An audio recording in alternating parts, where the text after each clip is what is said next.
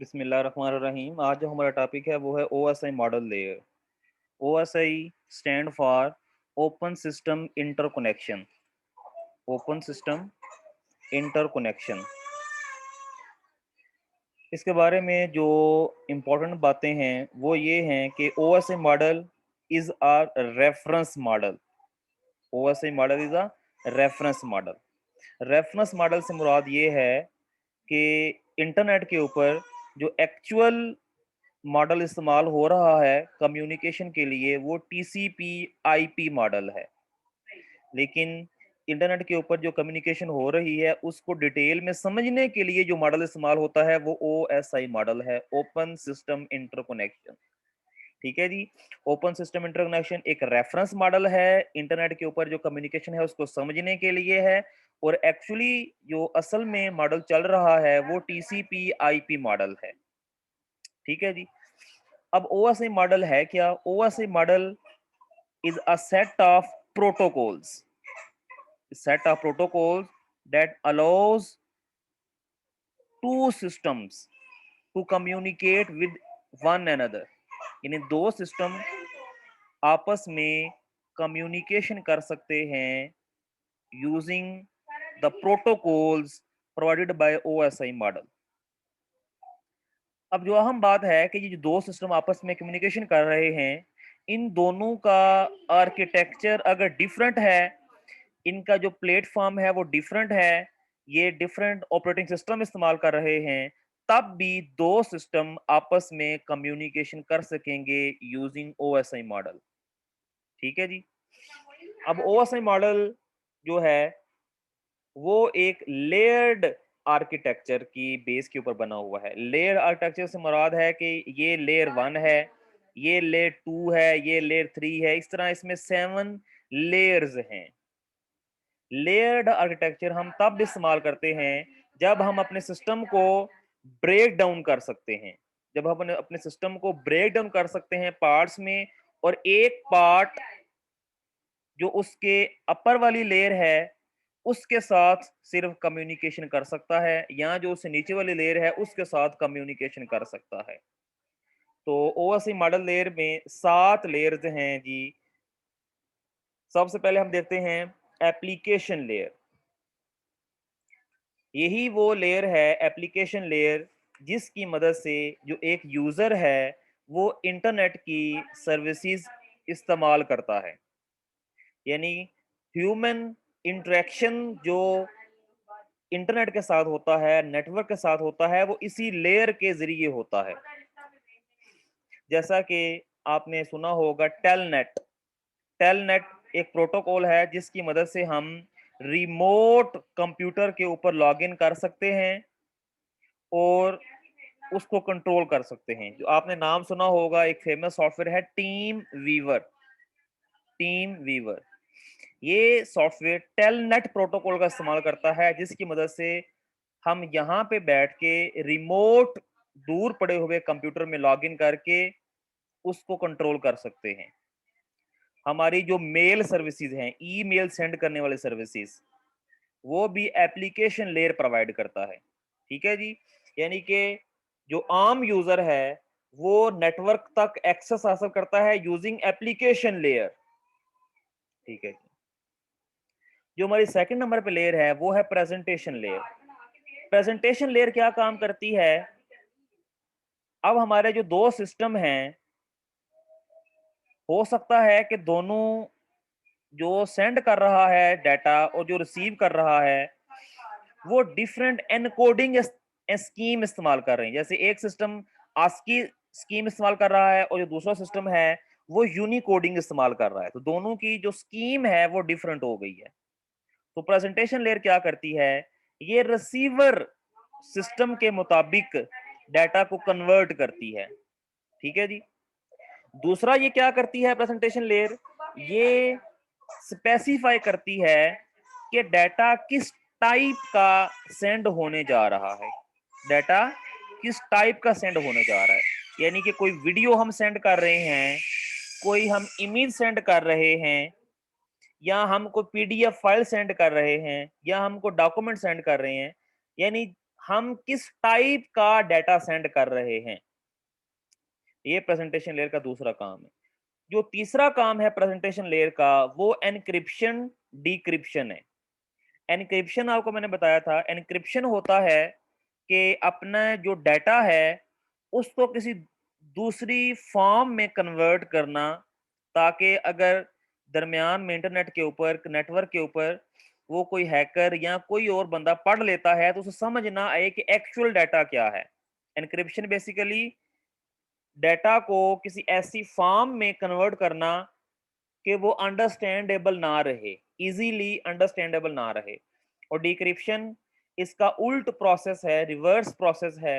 इसमें जो cipher text है, यानी प्लेन टेक्स्ट है जो डाटा हमने सेंड करना है, जब उसको एनक्रिप्ट कर लेंगे तो उसे हम कहेंगे साइफर टेक्स्ट। ठीक है। और साइफर टेक्स्ट से ओरिजिनल डाटा वापस लेके आना, इसे कहते हैं हम डिक्रिप्शन। तो जो सेंडिंग साइड है, प्रेजेंटेशन लेयर सेंडिंग साइड के ऊपर एनक्रिप्शन करती है, और रिसीविंग साइड के ऊपर जो सिस्टम है वो डिक्रिप्शन करता है। प्रेजेंटेशन लेयर जो चौथा काम करती है वो कंप्रेशन और डीकंप्रेशन। कंप्रेशन आपको पता है कि डाटा के साइज को रिड्यूस करना, ये कंप्रेशन है। और कंप्रेस्ड डाटा को असल फॉर्म में लेके आना, वो डीकंप्रेशन है। ठीक है जी। तो ये जो 4-5 काम मैंने बताए हैं प्रेजेंटेशन लेयर के, ये आपने याद रखनी है। आगे जो है जी session layer. Session layer sending और रिसीविंग कंप्यूटर के दरमियान सेशन को क्रिएट करती है, और जब तक कम्युनिकेशन हो रही है सेशन को मेंटेन रखती है, और जब डाटा पूरा ट्रांसफर हो जाता है तो सेशन को टर्मिनेट करती है। तो सेशन का क्या काम है? Create, maintain and terminate the session between two systems involved in the communication। ठीक है जी। तो ये काम है सेशन लेयर का। अब आगे जो है जी transport layer.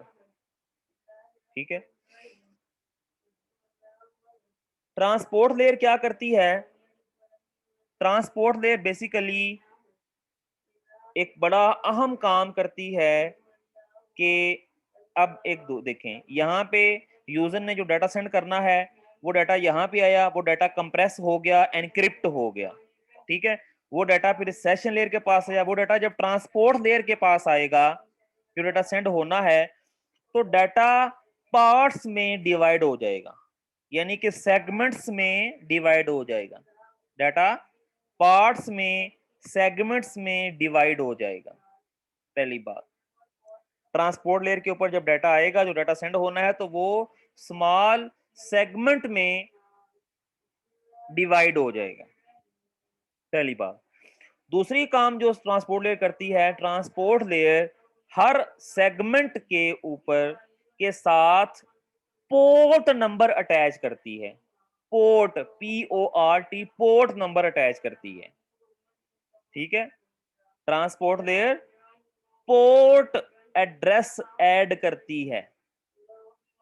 Source port address और डेस्टिनेशन पोर्ट एड्रेस। ठीक है जी। ये दूसरा काम हो गया। तीसरा काम जो ट्रांसपोर्ट लेयर करती है वो है जी एरर कंट्रोल। एरर कंट्रोल से मुराद है कि डाटा की डिलीवरी में, यानी रिसीविंग साइड के ऊपर अगर कोई डाटा मिस हो गया है, कोई सेगमेंट मिस हो गया है, तो एरर कंट्रोल में क्या होगा कि वो जो सेगमेंट्स मिस हो गए हैं वो रीट्रांसमिट किए जाएंगे, दोबारा सेंड करेगी ये लेयर। ठीक है। तो एरर कंट्रोल करती है। Flow control.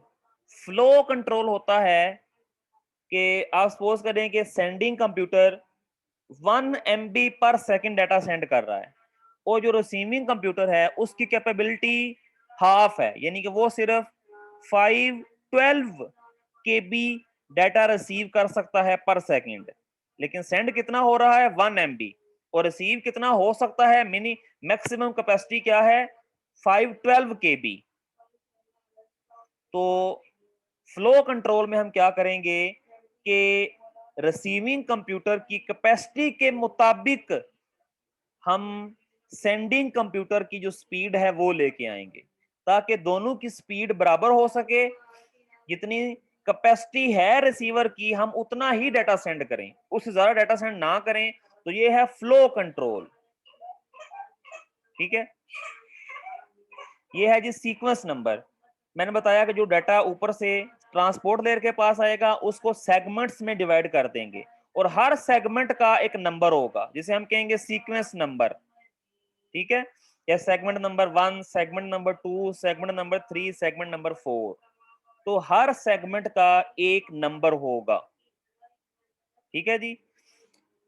सेगमेंट्स जब आगे रिसीविंग साइड पे पहुंचेंगे, तो सपोज करेंगे सेगमेंट नंबर 10 आया, फिर सेगमेंट नंबर 12 आया, यानी कि सेगमेंट नंबर 11 मिस हो गया है। तो जो एरर कंट्रोल वाला फंक्शन था वो एक्टिवेट होगा, और सेंडर से कहेगा कि सेंडर कंप्यूटर से कहेगा कि सेगमेंट नंबर 11 मिस हो गया है, वो दोबारा सेंड करो।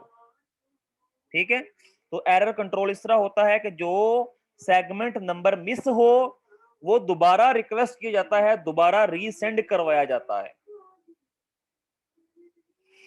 तो आपने बात याद रखनी है कि transport layer port number attach करता है, हर सेगमेंट के पास साथ क्या अटैच करता है, पोर्ट नंबर। ठीक है जी, अब सेगमेंट्स बन के डाटा आ जाएगा नेटवर्क लेयर के पास। ठीक है, नेटवर्क लेयर रिस्पॉन्सिबल है जिस आईपी एड्रेस के लिए डाटा सेंड किया जा रहा है उस कंप्यूटर तक लेके जाने की जिम्मेदारी नेटवर्क लेयर की है। Network layer host to host, यानी सेंडर से रिसीवर कंप्यूटर तक डाटा पहुंचाने की जो रिस्पॉन्सिबिलिटी है वो नेटवर्क लेयर की है।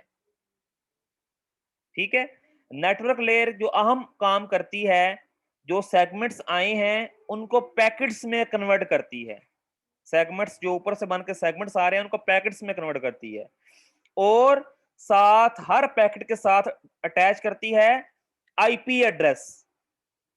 यानी कि ये डाटा सोर्स आईपी एड्रेस क्या है, यानी कि ये डाटा सेंडर कौन है इस डाटा का, और डेस्टिनेशन आईपी एड्रेस ये किस डेस्टिनेशन आईपी एड्रेस तक ये डाटा जाना है उसका आईपी एड्रेस अटैच करती है। ठीक है, नेटवर्क लेयर अटैच करती है आईपी एड्रेस सोर्स का, यानी सेंडर कौन है, और डेस्टिनेशन का, यानी कि ये डाटा ये पैकेट किस रिसीवर कंप्यूटर के पास सेंड होना है। और ट्रांसपोर्ट लेयर क्या अटैच करती है, पोर्ट नंबर। नेटवर्क लेयर क्या अटैच करती है, आईपी एड्रेस। ठीक है जी। फिर जो डाटा पैकेट्स बन के डाटा आ जाएगा डाटा लिंक लेयर के पास। डाटा लिंक लेयर के पास डाटा लिंक लेयर क्या अटैच करती है, MAC address. Data link layer packets को बना देती है फ्रेम्स, और हर फ्रेम के साथ अटैच कर देती है मैक एड्रेस। यानी ये जो डाटा है ये इस सेंडिंग मैक एड्रेस से जनरेट हो रहा है, और ये किस मैक एड्रेस के लिए है, यानी कि सोर्स मैक एड्रेस अटैच करती है और डेस्टिनेशन मैक एड्रेस भी अटैच करती है। Data link layer. ठीक है जी। दूसरा काम data link layer error control भी करती है। Error control, error control transport layer भी कर रही थी। ठीक है, और डाटा लिंक लेयर भी करती है एरर कंट्रोल। ये डाटा लिंक के पास जो एरर कंट्रोल के 3 मेथड हैं वो CRC, cyclic redundancy check, checksum, parity bit. ये 3 मेथड्स के जरिए data link layer error control करती है। Flow control. ठीक है, फ्लो कंट्रोल मैंने बताया है कि सेंडर और रिसीवर की स्पीड को एक तरह इक्वल करना, ताकि जितना रिसीवर कैपेबल है उतना ही डाटा सेंड हो सके। तो ये जो डाटा लिंक लेयर है ये फ्लो कंट्रोल भी करती है, एरर कंट्रोल भी करती है, और मैक एड्रेस अटैच करती है। ठीक है जी। फिर ये जो फ्रेम बने हैं डाटा के ये आ जाते हैं फिजिकल लेयर के पास। फिजिकल लेयर वो जो डाटा इसके पास है उसको बिट्स में कन्वर्ट कर देगी, बाइनरी फॉर्म में कन्वर्ट कर देगी, 0 1 की फॉर्म में कन्वर्ट कर देगी। फिजिकल लेयर क्या करेगी, डाटा लिंक लेयर से जो फ्रेम इसके पास आए हैं उनको 0 1 की फॉर्म में कन्वर्ट कर देगी, बिट्स की फॉर्म में कन्वर्ट कर देगी। ठीक है जी। और वो जो 0 1 की फॉर्म में डाटा कन्वर्ट हुआ है वो फिर फिजिकल लेयर एक्चुअल में केबल्स के ऊपर सेंड करेगी। फिजिकल लेयर मैनेज करती है कि कौन सी केबल मेरे साथ अटैच है। अगर फाइबर ऑप्टिक अटैच है तो मैंने जो मेरे पास बिट्स में डाटा आया है उसको लाइट में कैसे कन्वर्ट करना है। यानी कि फिजिकल लेयर अब बिट्स को ऐसी फॉर्म में कन्वर्ट करेगी कि वो ट्रांसमिशन मीडिया के ऊपर ट्रेवल कर सके। ठीक है जी। तो ये हमारी 7 लेयर्स हैं। मैंने हर एक लेयर के जो मेन फंक्शन है वो आपको बताए हैं। अच्छा, ये दो प्रोटोकॉल हैं, टीसीपी और यूडीपी। ये दो प्रोटोकॉल हैं ट्रांसपोर्ट लेयर के प्रोटोकॉल। ट्रांसपोर्ट लेयर के जो दो मेन प्रोटोकॉल हैं वो एक टीसीपी है और एक यूडीपी है। टीसीपी कनेक्शन ओरिएंटेड है। कनेक्शन ओरिएंटेड से मुराद है कि दो सिस्टम्स पहले आपस में एक कनेक्शन बनाएंगे और फिर डाटा सेंड करना शुरू करेंगे। ठीक है। ये एक्नॉलेजमेंट सेंड करती है। एक्नॉलेजमेंट से मुराद है कि जब एक सेगमेंट सेंड होगा, यानी segment number 1, segment number 2, segment number 3, इसी तरह सो ऑन। अब रिसीविंग साइड के ऊपर जब सेगमेंट नंबर 1 रिसीव होगा तो उसकी एक्नॉलेजमेंट सेंड की जाएगी सेंडर को कि हाँ जी सेगमेंट नंबर 1 रिसीव हो गया है। एक्नॉलेजमेंट होता है काम देने के बाद चेक करना कि काम पूरा हो गया या नहीं। एक्नॉलेजमेंट इसे कहते हैं कि सेगमेंट नंबर 1 जब रिसीव होगा तो रिसीवर एक्नॉलेजमेंट देगा, बताएगा कि सेगमेंट नंबर 1 रिसीव हो गया है, ओके है। ये रिलायबल, टीसीपी रिलायबल है। रिलायबल कैसे है कि अगर कोई सेगमेंट नंबर रिसीवर के पास मिस हो गया है तो उसकी एक्नॉलेजमेंट नहीं जाएगी। तो जब सेंडर को एक्नॉलेजमेंट नहीं मिलेगी तो जो सेगमेंट नंबर की एक्नॉलेजमेंट नहीं मिलेगी वो रीसेंड किया जाएगा।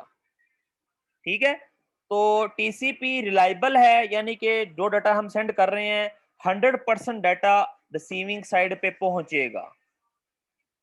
ठीक है जी। अब यूडीपी, यूडीपी क्या है, ये कनेक्शन लेस है। यानी कि सेंडर और रिसीवर डाटा सेंड करने से पहले आपस में कनेक्शन नहीं बनाते। नो एक्नॉलेजमेंट, यानी रिसीवर जो सेगमेंट्स रिसीव कर रहा है उनकी एक्नॉलेजमेंट सेंड नहीं करता कि ये सीक्वेंस नंबर पहुंच गया, ये पैकेट पहुंच गया, नहीं बताता। नो रिलायबल, यानी कि क्योंकि जो रिसीवर है वो एक्नॉलेजमेंट नहीं दे रहा तो अगर कोई सेगमेंट मिस हो जाता है तो वो रीट्रांसमिट नहीं किया जाएगा। ये ज्यादातर हम जहां हमें very fast communication video calling के दौरान या जो हम लाइव मैच देख रहे होते हैं तो वो यूडीपी इस्तेमाल कर रहे होते हैं। ठीक है, क्योंकि वहां फास्ट कम्युनिकेशन चाहिए। अगर हमें यानी पिछली गेंद मिस हो गई है तो अब वो मिस हो गई है, अब लाजमी नहीं है कि पिछली गेंद को भी हम देखें। लेकिन टीसीपी रिलायबल है, ये रिलायबल नहीं है। डाटा मिस हो सकता है लेकिन टीसीपी में जो सेंड किया है वो डाटा आगे पहुंचेगा, मिस होने का चांस नहीं है। तो TCP connection oriented, acknowledgement of segment send की जाती है, रिलायबल है। यूडीपी कनेक्शन लेस है, एक्नॉलेजमेंट नहीं सेंड की जाती। नो रिलायबल, रिलायबिलिटी कम है लेकिन फास्ट बहुत ज्यादा है। ये ज्यादातर इस्तेमाल होता है वीडियो ट्रांसमिशन में। तो ये 7 लेयर्स हैं जी ओएसआई मॉडल की, जो मैंने आपको बताया है। मैंने पहले आपको बताया है कि ओएसआई मॉडल क्या है, एक रेफरेंस मॉडल है, कम्युनिकेशन को समझने के लिए है। एक्चुअल में जो चल रहा है वो टीसीपी आईपी मॉडल है। ठीक है। टीसीपी आईपी मॉडल में, एक मिनट, 4 लेयर्स हैं।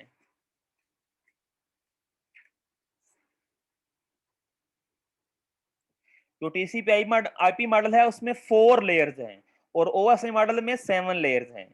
ये जो टीसीपी आईपी मॉडल है इसमें 4 लेयर्स हैं, 4 लेयर्स में ही इन 7 लेयर्स को इकट्ठा किया गया है। टीसीपी आईपी मॉडल में हैं 4 लेयर्स, ठीक है, लेकिन जो काम है वो इन 7 लेयर्स का पूरा हो रहा है। तो आई होप आपको समझ आ गया होगा। अगर कोई क्वेश्चन है तो आप कमेंट कर सकते हैं, इंशाल्लाह मैं आंसर करने की कोशिश करूंगा। अल्लाह हाफिज।